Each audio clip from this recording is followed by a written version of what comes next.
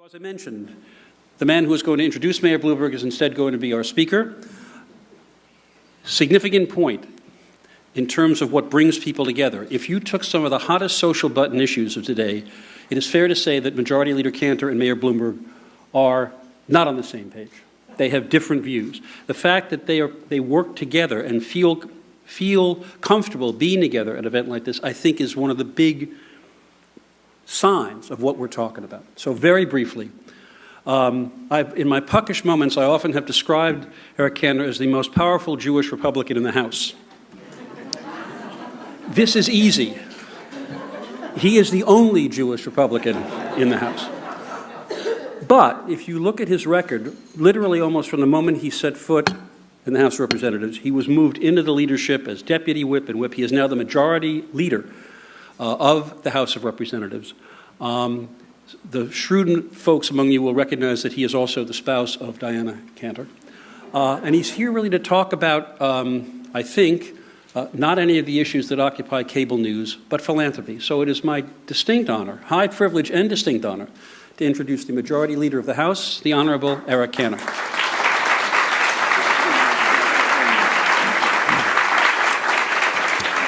Thank you. Jeff, thank you very much. It's a pleasure to be here. I want to thank you for arranging this to take place because I actually can join my wife in the middle of a weekday, and that's a big deal. So, but thanks for coming in from around the country on behalf of a cause which really, as Jeff said, is and should be near and dear to all of our hearts, and that's giving. And that is what I know you're about in trying to figure out ways for us to work together towards that common goal of giving. As Jeff sort of insinuated, there is a lot of room for difference here in this town. And I think differences often are magnified here in Washington. And there's a lot more that all of us have in common, no matter where we're from. And philanthropy should be that where we rally. So I am delighted to be here and join the Alliance for Global Good, David Brand, and the whole team that is dedicated to try and impose some innovation in the world of philanthropy and giving. No question, I think, today, in Washington, we are all becoming accustomed to the notion that we're going to have to do more with less. I see Leonard Kaplan here. It's very nice to be with you, and congratulations on this summit. But we are becoming very used to doing more with less. It's a tough thing to have to get used to, but it does bring about the need for innovation. Because innovation necessarily means looking at new ways of doing things so that we can increase the return. And that's what I think your forum is about, and it's just what we are about here in Washington, is trying to find out what the goals are and how we get there in a much more expeditious and efficient way. Now, the discussion here in Washington almost, and I think, if you will, the rest of the country is almost in an existential realm right now. As you know, we've got a lot of focus on what's called the Joint Select Committee or the Super Committee, and which really reflects sort of the urgency that the nation has before it in trying to address the fiscal crisis.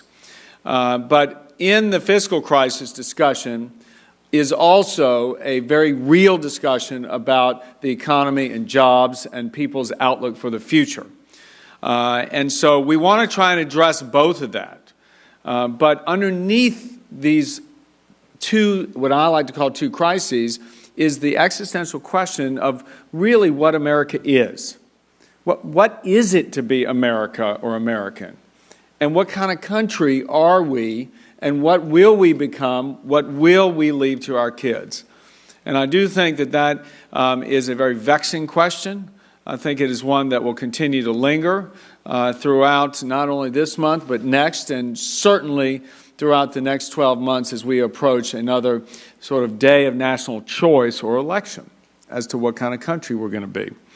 And on the one hand, we know that this country presented itself in history, if you will, as a place where people can come, and really it shouldn't matter where they come from, that it's about where we're going.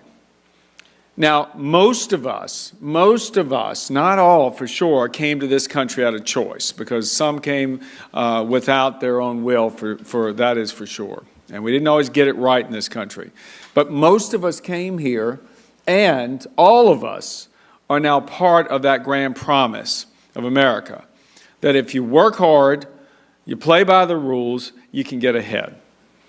And so if you look at sort of what the goals are towards happiness in America, it's about a pursuit. And we know that because it's a definition in the Declaration of Independence, that it is a pursuit of happiness, that all of us should have the opportunity to gain that pursuit, to be able to earn our happiness and success. And so on the one hand, that's what this discussion about what America is. Are we going to continue to be able to provide that equality of opportunity?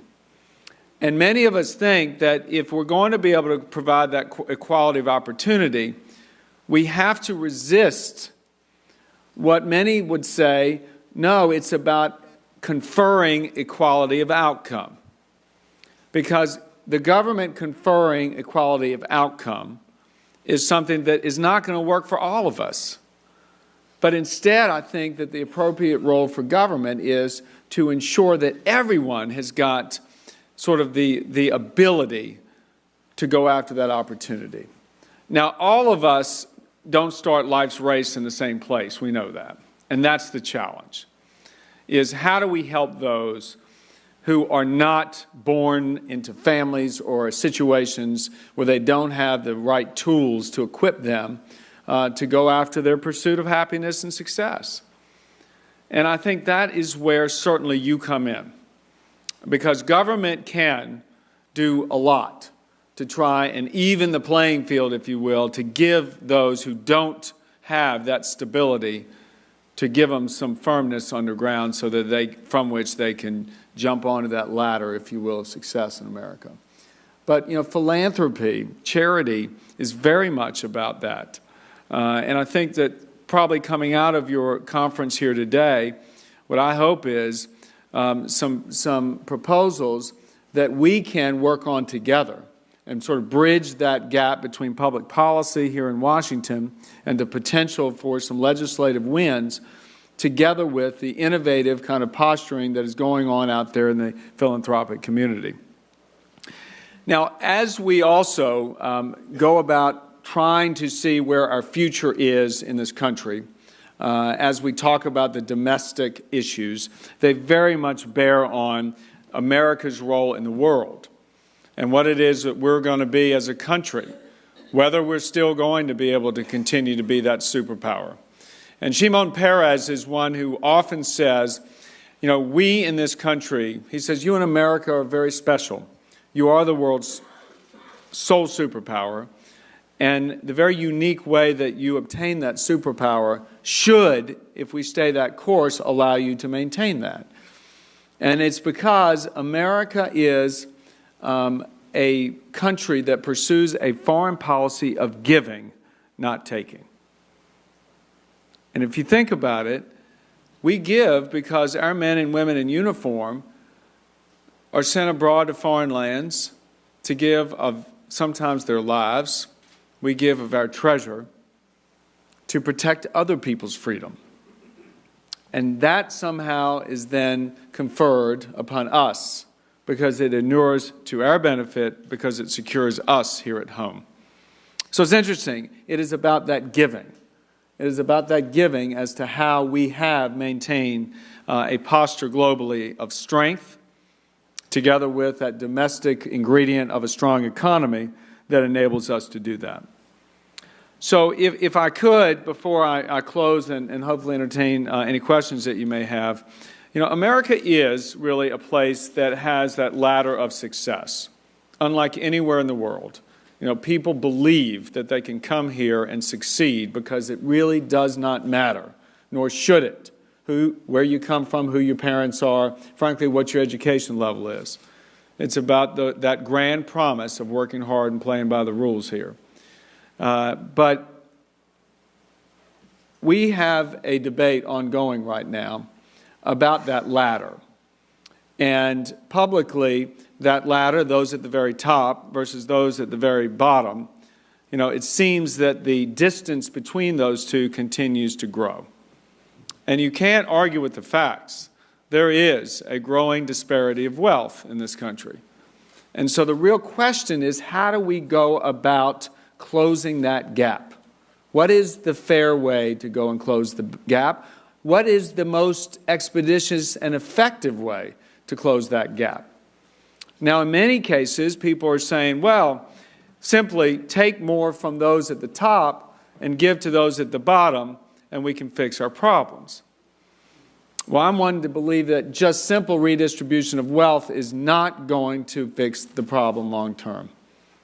It perhaps may be a Band-Aid, and it may seem fair in the beginning, but ultimately, we need to be about giving a hand up on that ladder, not just a hand out, because that's what's sustainable. And again, that's what I would say to you and the philanthropic community. You are about that hand up.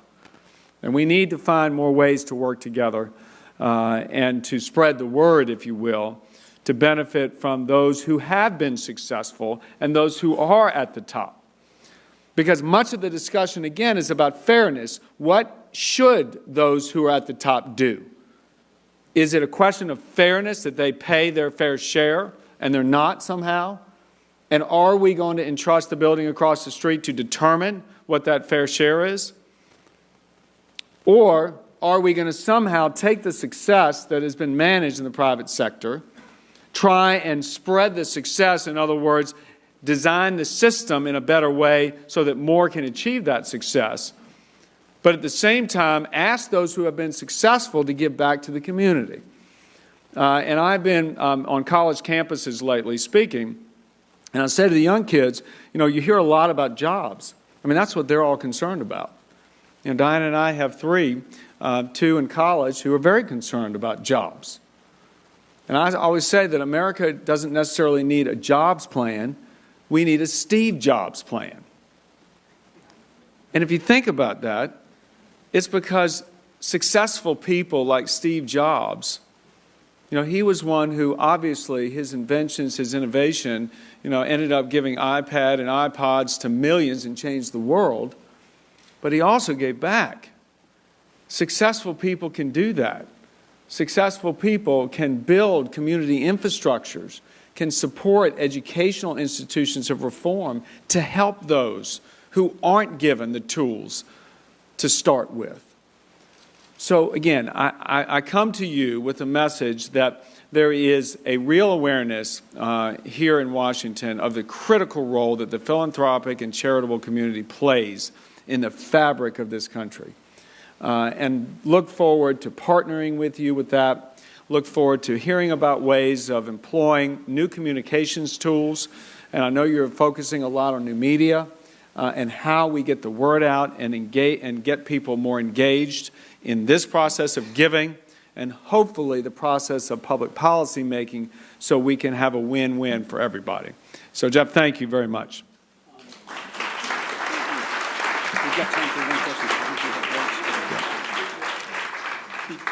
Speaking of the building across the way, votes have been called. So we have time for one question. I was tempted to ask whether the Taft-Hartley law would be employed to end the NBA lockout, but instead David has the one question. Okay. Frank has its privileges.